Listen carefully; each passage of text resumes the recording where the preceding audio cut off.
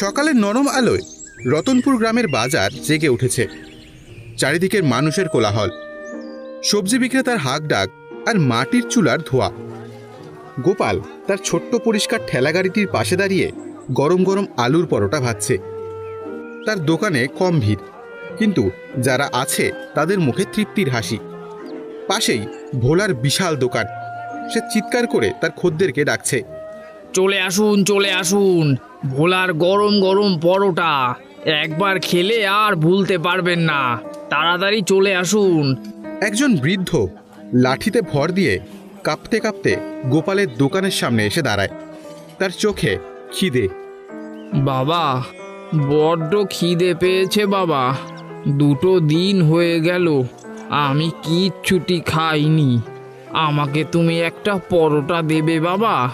আমার কাছে কিন্তু কোনো পয়সা নেই বাবা। গোপাল এক মুহূর্তের জন্য তার টাকার বাক্সটার দিকে তাকায়, যেখানে মাত্র কয়েকটা কয়েন পড়ে আছে। তারপর হেসে বৃদ্ধর দিকে তাকায়। পয়সা লাগবে না বাবা, আপনি বসুন, আমি আপনাকে গরম পরোটা ভেজে দিচ্ছি। গোপাল যত্ন করে একটা পরোটা ভেজে আচার দিয়ে সেই বৃদ্ধর হাতে তুলে দেয়। বৃদ্ধ তাকে আশীর্বাদ করতে করতে খেতে শুরু করে। এই দৃশ্য দেখে পাশ থেকে ভোলা ব্যঙ্গ করে ওঠে। আবার শুরু করলি তুই তোর ভিক্ষা দেওয়ার পালা? বলি, ব্যবসা করতে এসেছিস নাকি ধর্মশালা খুলেছিস? এভাবে চলতে থাকলে তো তুই তোর বউ আর ছেলেকে নিয়ে পথে বসবি রে বেটা। যার যা ভাগ্য সে তাই পায় ভোলা ভাই। আমার কাছে ক্ষুধার্তের মুখের হাসির চেয়ে বড় রোজগার আর কিছুই নেই। গোপালের মনটা একদম সোনার মতো, ওর মতো মানুষই হয় না। এই ছিল গোপাল। তার সততা আর দয়ার জন্য গ্রামের সকলেই তাকে শ্রদ্ধা করত, কিন্তু এতে তার দরিদ্রতা ঘুচত না। তার স্ত্রী লক্ষ্মীও স্বামীর এই স্বভাব নিয়ে চিন্তায় থাকত।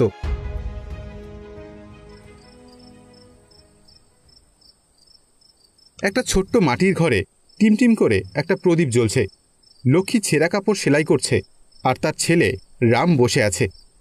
গোপাল দিনের সামান্য রোজগার হাতে নিয়ে ঘরে ঢোকে। আজকে মাত্র এই কটা টাকা? রামের স্কুলের খাতা কেনার কথা ছিল, কিভাবে হবে সব? কি করব বলো, আজকেও কয়েকজন গরিব লোক এসেছিল, তাদের না খাইয়ে ফেরাতে পারলাম না। আমি জানি তোমার মনটা না খুব বড়, কিন্তু শুধু বড় মন দিয়ে তো আর সংসার চলবে না বলো। ছেলেটার ভবিষ্যৎ আছে, আমাদেরও তো পেট আছে। তুমি নিজের কথা না ভাবো, অন্তত আমাদের কথা তো ভাবো।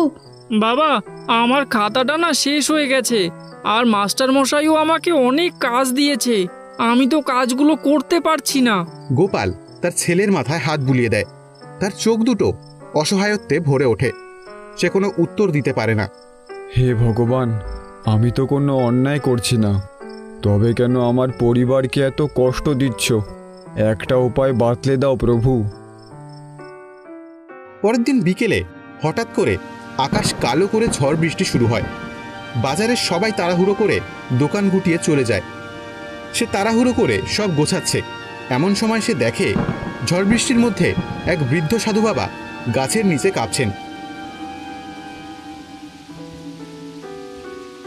বাবা, অনেক দূর থেকে আসছি, 2 দিন পেটে কিছু পড়েনি, তোমার কাছে কি একটু খাবার হবে? গোপাল এক মুহূর্ত দ্বিধা করল। তার কাছে যেটুকু আটা আর আলু আছে তা দিয়ে তার পরিবারের রাতের খাবার হবে, কিন্তু সাধু বাবার করুণ মুখ দেখে তার মন কেঁদে উঠল। সে ভাবল, আমার পরিবার না হয় আজ রাতে আধপেটা খেয়ে থাকবে, কিন্তু এই অতিথিকে আমি ফেরাতে পারবো না। বাবা, আপনি একটু অপেক্ষা করুন, আমার কাছে যা আছে তাই দিয়েই আমি আপনার জন্য পরোটা বানিয়ে দিচ্ছি। গোপাল তার শেষ সম্বল দিয়ে 4টে পরোটা ভেজে সাধু বাবার হাতে তুলে দেয়। সাধু বাবা পরম তৃপ্তিতে খেতে শুরু করেন। পরোটা খাওয়া শেষ হলে সাধু বাবার মুখে এক দিব্যজ্যোতি ফুটে ওঠে। তোর মঙ্গল হোক বাবা, তোর মতো সৎ আর দয়ালু মানুষ আমি খুব কম দেখেছি। তুই ক্ষুধার্তকে ফিরিয়ে দিসনি, তাই ভগবানও তোকে ফিরিয়ে দেবেন না। সাধু বাবা তার ঝোলা থেকে একটা ছোট্ট পুরনো কাঠের কৌটো বের করে গোপালের হাতে দেয়। এই কৌটোটা রাখ, এর ভেতরে যে মশলা আছে তা দিয়ে তুই তোর আলুর পরোটা বানাবি। 1 চিমটি মশলাই যথেষ্ট। এই মশলা কখনো শেষ হবে না। এই মশলার স্বাদে মানুষ পাগল হয়ে যাবে। কিন্তু মনে রাখিস, এর শক্তি শুধু সৎ পথে ব্যবহার করবি। লোভ করলে এর গুণ নষ্ট হয়ে যাবে। গোপাল কিছু বলার আগেই সাধু বাবা হঠাৎ হাওয়ায় মিলিয়ে যায়। গোপাল অবাক হয়ে সে আশ্চর্য কৌটোর দিকে তাকিয়ে রইল। তারপর সে তার বাড়ি ফিরে যায়।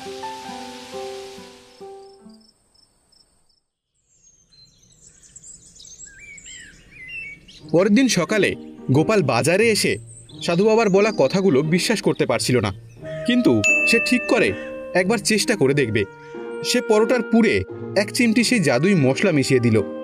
সঙ্গে সঙ্গে এক আশ্চর্য সুগন্ধ সারা বাজারে মম করতে লাগলো। গ্রামবাসীরা সেই গন্ধ পেয়ে গোপালের দোকানের দিকে ছুটে আসতে লাগলো। আহ, কি অসাধারণ গন্ধ গোপাল! তোমার পরোটার গন্ধ তো আজ স্বর্গীয় লাগছে গো। আমাকেও দুটো দাও তো, আর দেরি সইছে না। যে একবার সেই পরোটা খেলো সে তার স্বাদ আর ভুলতে পারল না। দেখতে দেখতে গোপালের দোকানের সামনে লম্বা লাইন পড়ে গেল। এইসব দেখে ভোলা হিংসায় জ্বলতে লাগলো। হঠাৎ ওর পরোটা এমন কি হলো যে গ্রামের সবাই ওর পরোটার উপরে হুমড়ি খেয়ে পড়ছে? নিশ্চয়ই ওই ব্যাটা কোনো জাদু করেছে। সেদিন সব পরোটা নিমেষেই বিক্রি হয়ে গেল। কিন্তু সবচেয়ে আশ্চর্যের বিষয় হলো, যখনই তার আলুর পুর বা আটা শেষ হয়ে আসছিল, পাত্রগুলো আবার ম্যাজিক্যালি ভরে যাচ্ছিল। সেই দিন গোপাল অনেক টাকা রোজগার করল। গোপাল 1 থলি টাকা নিয়ে বাড়ি ফিরল। লক্ষ্মী আর রাম তো অবাক হয়ে গেছে। হে, এত টাকা কিভাবে হলো? গোপাল হাসি মুখে সাধু বাবার দেওয়া কৌটোটার সব ঘটনা খুলে বলে। লক্ষ্মীর চোখে জল চলে এলো। ভগবান সত্যিই আমাদের দিকে মুখ তুলে চেয়েছেন, কিন্তু তুমি সাবধানে থেকো। হ্যাঁ, ভোলার নজর ভালো নয়। তুমি চিন্তা করো না, আমি এই টাকা দিয়ে রামের পড়ার সব ব্যবস্থা করব আর গ্রামের গরিবদের জন্য একটা ভান্ডারা খুলব।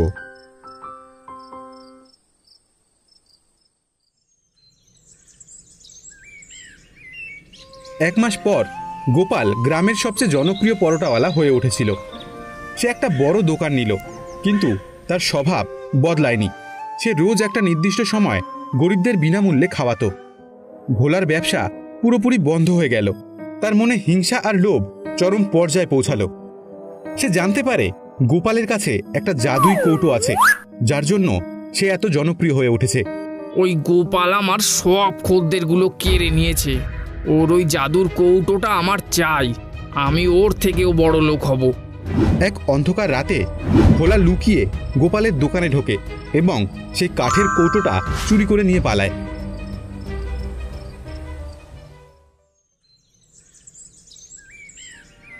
ভোলা মহা আনন্দে তার দোকানের পরোটা বানানোর আয়োজন করে। সে ভাবে, গোপাল তো 1 চিমটি মশলা দিত, আমি 1 মুঠো দেব, আরও বেশি সুস্বাদু হবে। ভোলা 1 মুঠো জাদুই মশলা আলুর পুরে মিশিয়ে দেয় এবং খদ্দেরদের ডাকতে থাকে। আরে আসুন দাদা, আজকে খাবেন আপনারা আসল জাদুর পরোটা। ওই গোপালের থেকে 10 গুণ ভালো পরোটা। কিন্তু যেই সে পরোটা তেলে ছাড়ে, সঙ্গে সঙ্গে তা পুরে বিকট কালো হয়ে যায় এবং একটা বিশ্রী গন্ধ ছড়াতে থাকে। ছি ছি, এ কি দুর্গন্ধ! পালাও এখান থেকে। এ কি হলো? আমার জাদুর মশলা, আমার স্বপ্ন। ঠিক তখনই আকাশ থেকে বজ্রপাতের মতো সাধু বাবার কণ্ঠস্বর শোনা যায়। আমি বলেছিলাম লোভ করবি না।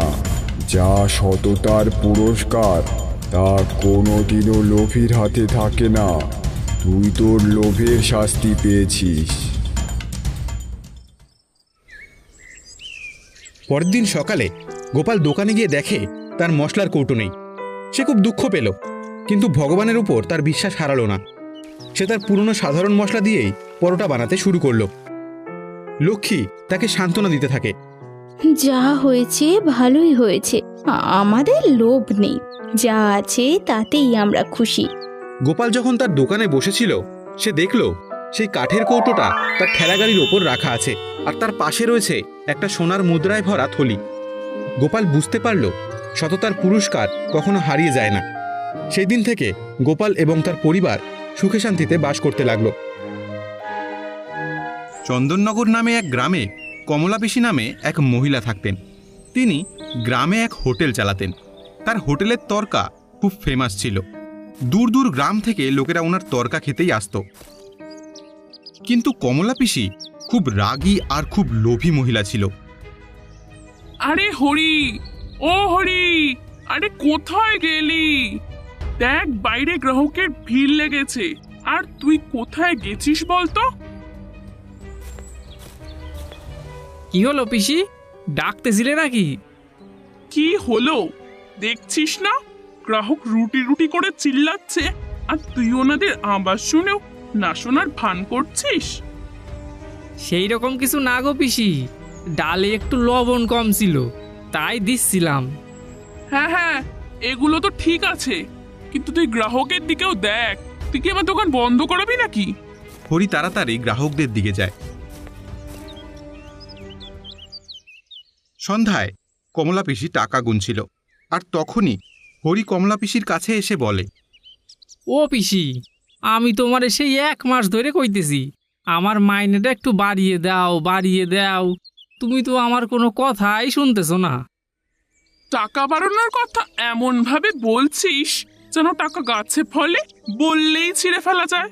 বলেছি তো সামনের বছর বাড়াবো। এই কথা তো আমি 3 বছর ধরে শুনে আইতেছি, আর এখন তোমার হোটেলও তো বেশ ভালোই চলে, অনেক গ্রাহকও আসে, আর আমি তো কাজের কোনো ত্রুটি রাখি না পিসি। কিন্তু তুমি আমারে যা মাইনে দাও সেই মাইনেতে আমার সংসার চলে না গো। তা আমি কি তোর পরিবারের পেট চালানোর ঠেকা নিয়ে রেখেছি নাকি? এইটা কিন্তু তুমি ভুলো না পিসি, এই হোটেলের নাম করা তরকা আমিই বানাই, আর আমি তোমার এই হোটেলের জন্য কত খাটি, আর তোমার তো আমি এই কয়টা টাকাই বাড়াইতে বলছি। হরির কথা শুনে কমলা পিসি রেগে গেল। তো তুই এটা বলতে চাইছিস যে তোর বানানো তরকা দিয়েই আমার হোটেল চলে, হাহ, আর বাকি সব খাবার বেকার নাকি? আমার বলার ভুল মানে নিও না পিসি। বাজে কথা তুই বন্ধ কর হরি। যবে থেকে আমার বৌমা আমার বাড়ি এসেছে তবে থেকে আমার ভাগ্য পুড়ে গেছে। আমার বৌমার আশা আমার হোটেলের জন্য অনেক শুভ প্রমাণ হয়েছে। তোর মতো রাঁধুনি এসব কথা কি করে বুঝবে বল? আর রইল তোর তর্কা, গ্রামে খাবার বানানোর জন্য অনেক রাঁধুনি কম টাকায় কাজ করার জন্য বসে আছে, বুঝলি? পিসি, আমি তোমার নুন খাইছি, সেই জন্যই তো তোমার দোকান আমি ছাড়তে চাইতেছি না। কিন্তু যদি তুমি আমার মাইনেটা না বাড়াও তাইলে তো আমার বাধ্য হয়ে ওই মহেশদার হোটেলে যাইতে হবে কাম করতে।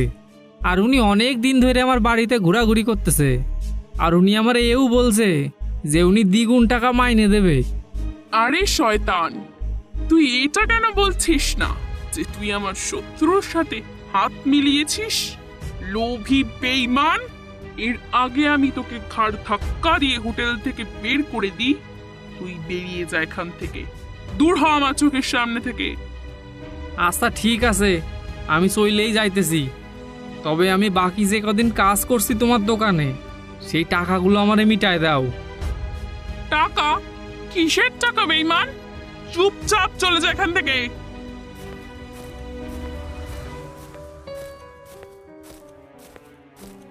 আর সোজা মহেশের হোটেলে চলে আসে। হরিকে দেখে মহেশ, যে খুবই ভালো ব্যক্তি ছিলেন, খুশি হয়ে বলে, আমি জানতাম হরি, কমলা পিসি তোকে এক না একদিন ধাক্কা দিয়ে বার করেই দেবে। ওনাকে আমি অনেক দিন ধরে চিনি, মনে হয় তুই জানিস না। আমি যখন তোর বয়সে ছিলাম আমিও ওনার হোটেলে রান্না করতাম। উনি 1 নম্বরের লোভী মহিলা। হ্যাঁ গো, তুমি ঠিকই বলছো মহেশ দাদা। এ যখনই আমি ওনার কাছে টাকা বাড়ানোর কথা কই উনি তখনই খালি রাইগে যায়। হ্যাঁ, এটা তো ওনার পুরনো স্বভাব। চল, তুই মন খারাপ করিস না। আজ থেকে তুই আমার হোটেলে কাজ কর, নিজের হোটেল মনে করে। আচ্ছা ঠিক আছে। হরি ওই দিন থেকে মহেশের হোটেলে কাজ করতে থাকে। আর ওইদিকে কমলা পিসি তার হোটেলে অন্য এক রাঁধুনি রাখে। কিন্তু এখন ওনার হোটেলের খাবার লোকেদের পছন্দ হচ্ছিল না। একদিন মোড়ল মশাই কিছু লোকদের নিয়ে কমলা পিসির হোটেলে যায় খাবার খেতে। আরে কমলা দিদি, তা কেমন আছেন? ঠিকই আছি মোড়ল মশাই। আর আমার হোটেলের কথা এতদিন পরে মনে পড়লো আপনার? হ্যাঁ, আপনার হোটেলে তো অনেক দিন আসা হয় না, আর এত নাম করা তরকারুটি তাও তো খাওয়া হয় না। আজ মন চাইলো আপনার হোটেলে তরকা খেতে, তাই আর কি চলে এলাম। আচ্ছা, আপনি বসুন, আমি তরকা রুটি আনছি। মোড়ল মশাই ওনার অতিথির সাথে খেতে বসে, কিন্তু যখনই মোড়ল মশাই তর্কা মুখে দেয় তখনই হাসি খুশি মোড়ল মশাই রেগে যায়। এ কি, এটা তরকা হয়েছে? মশলা কি দেওনি নাকি? কোনো স্বাদই তো নেই। মোড়ল মশাই আর তার অতিথি রেগে উঠে পড়ে। না না মোড়ল মশাই, ঠিক সেরকমই বানানো হয়েছে, আগে যেরকম বানানো হতো। কমলা দিদি, আগে তো আপনার দোকানের তরকা দূর পর্যন্ত নাম ডাকছিল, কিন্তু এখন এমন লাগছে যে আপনার দোকানের মতন এত বাজে তরকা আর কোথাও তৈরি হয় না। আপনি আমার অতিথিদের সামনে আমার মান সম্মান কিছুই রাখলেন না। এই বলে মোড়ল মশাই রেগে ওখান থেকে চলে যায়। কমলা পিসি মাথায় হাত দিয়ে বসে পড়ে। পরাণ, পরাণ, কোথায় মরে গেলি তুই? কি হয়েছে পিসি? আরে যবে থেকে তোকে আমি কাজে রেখেছি তবে থেকে লোকে আমাকে কথা শোনাচ্ছে, আর আজ তো গ্রামের মোড়লও আমায় কথা শুনিয়ে গেল। আর এতে আমার কি দোষ পিসি? আমি যেরকম পারি সেরকমই তো বানিয়েছি তরকা। আরে তুই হরির মতো তরকা বানাতে পারবি না? সবার হাতের রান্নার স্বাদ আলাদা হয়। গ্রাহকদের শুধু হরির হাতের রান্না খাওয়ার অভ্যেস হয়ে গেছে। এই কারণেই তো আমাদের অর্ধেকের বেশি গ্রাহক মহেশদার হোটেলে যাচ্ছে খেতে। আমার তো কিছুই মাথায় আসছে না পরাণ। এভাবেই যদি চলতে থাকে তবে তো আর কিছুদিনের মধ্যেই হোটেলে তালা পড়বে। কিছুদিন পর কমলা পিসির বৌমা শিখা তার বান্ধবীকে নিয়ে তার শাশুড়ির হোটেলে আসে। বৌমাকে দেখে কমলা পিসি খুশি হয়ে বলে, আরে বৌমা, তুমি আজকে এখানে? সব ঠিক আছে তো? মা, এ আমার বান্ধবী রীতা, ও শহর থেকে এসেছে। যখন আমি ওকে বলেছি আমাদের হোটেলের তরকারুটি অনেক ফেমাস, তো তখন থেকেই ও আমার কাছে তরকারুটি খাওয়ার জেদ ধরেছে। ঠিক আছে বৌমা, তুই ওকে নিয়ে ভেতরে বস, আর আমি তোদের জন্য গরম গরম তরকারুটি তৈরি করাচ্ছি। পরাণ, পরাণ, কই গেলি তুই? আসছি পিসি। আমার বৌমার বান্ধবী শহর থেকে এসেছে আমাদের হোটেলের তরকারুটি খাওয়ার জন্য। যে করেই হোক ওর আমাদের হোটেলের তরকারুটি ভালো লাগাতেই হবে, নয়তো আমার বৌমার লজ্জায় নাক কাটা যাবে। ঠিক আছে পিসি। পরাণ গরম গরম তরকারুটি শিখার বান্ধবীর সামনে এনে দেয়।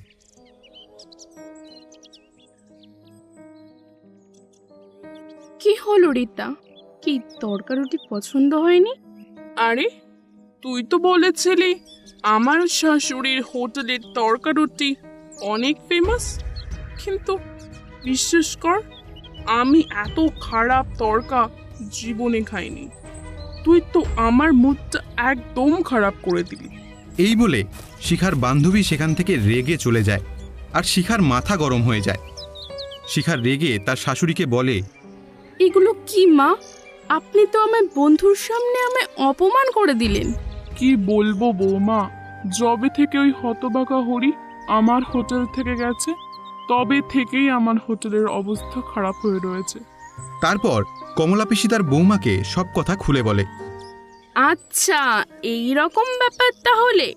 আপনি আমাকে আগে কেন বলেননি? মা, আপনি একদম চিন্তা করবেন না, আমার কাছে এর এক জবরদস্ত উপায় আছে। কেমন উপায় বৌমা? এক এমন উপায় মা, যেটাই শুধু এই গ্রামেরই না, অন্য গ্রামের থেকেও লোক এসে আমাদের হোটেল থেকে খাবার খেয়ে যাবে, আর মহেশের হোটেলের দিকে কেউ যাবেও না। আরে বৌমা, এটা কি করে সম্ভব হবে? তোমার কাছে কি কোনো জাদুই মশলা আছে নাকি? এই রকমই ভাবতে পারেন মা। কাল থেকে আপনার হোটেলে আমি রান্না করব, কিন্তু এটা নজরে রাখবেন, আমি যখন খাবার বানাবো পরাণকে রান্নাঘর থেকে দূরে রাখবেন। তারপর আপনি শুধু কামাল দেখবেন।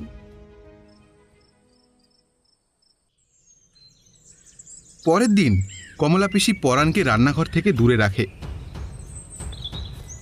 কমলা পিসি দেখে শিখা খাবার তৈরি করার পর তার ব্যাগ থেকে একটা শিশি বের করে, ওর থেকে 2-4 ফোঁটা তরকারিতে দিয়ে দেয়।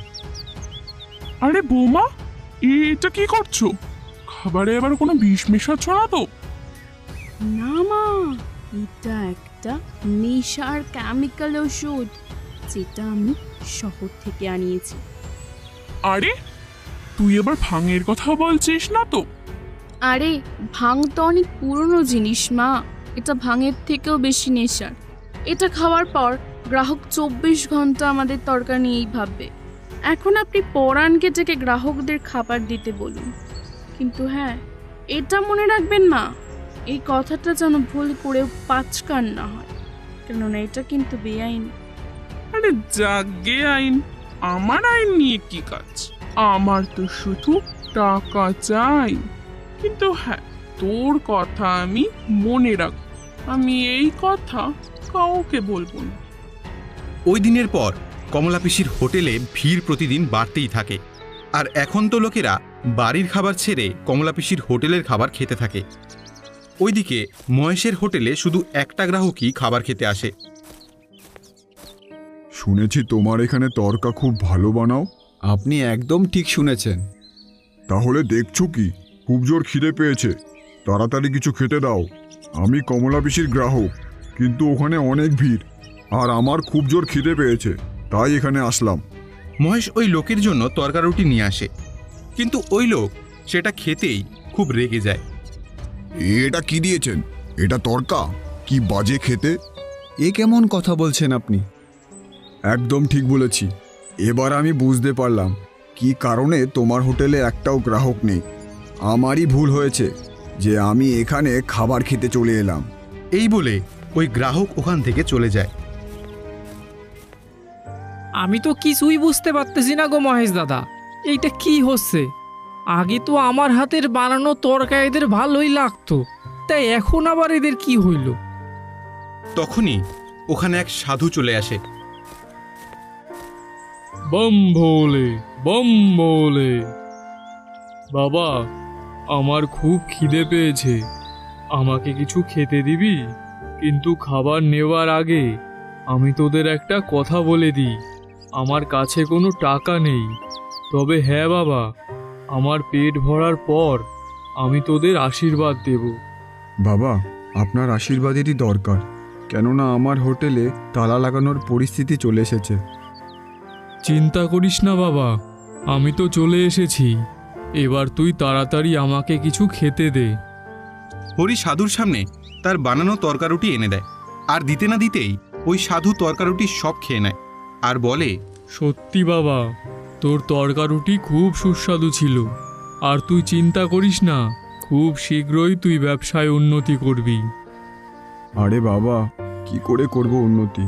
ব্যবসায় উন্নতি তো এখন কমলা পিসি করছে, ওনার ওখানকার তরকা আমার হোটেল থেকে অনেক ভালো।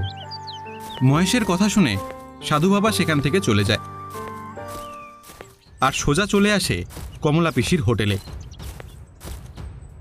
আর কমলা পিসির দিকে তাকিয়ে তিনি বলে, বম ভোলে, বম বম ভোলে। আমাকে কিছু খেতে দাও মা, কিন্তু খাবার দেওয়ার আগে তোমাকে একটা কথা বলে রাখি, আমার কাছে কিন্তু কোনো টাকা নেই। তবে হ্যাঁ, আমি মন খুলে তোমায় আশীর্বাদ করব। সাধুর কথা শুনে কমলা পিসির খুব রাগ হয়। টাকা নেই, তবু এখানে খেতে এসেছিস? চলে যা এখান থেকে। পকেটে টাকা থাকলে তখনই এখানে খেতে আসবি।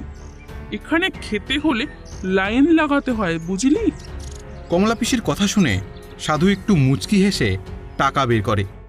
আরে, আপনি তো অনেক বড় সাধু বাবা মনে হচ্ছে।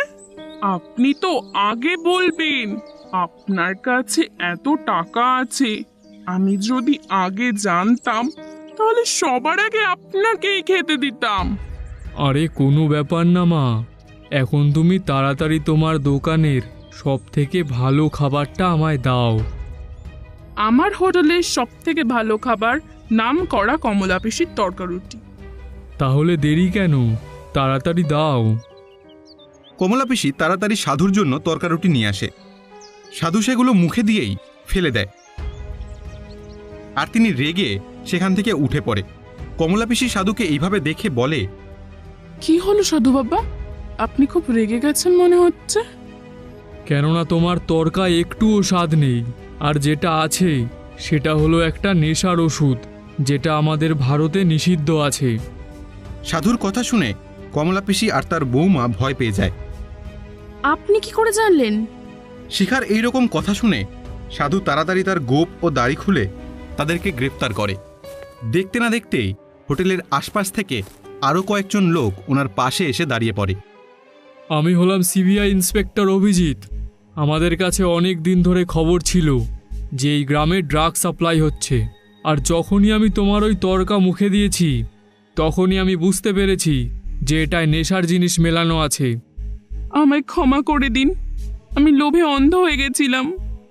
আর তোমাদের এই লোভের শাস্তি পেতেই হবে। এবার তোমরা বাকি জীবনটা ওই জেলে কাটাবে। পুলিশ তক্ষুনি কমলা পিসি আর শিখাকে গ্রেপ্তার করে নিয়ে যায়।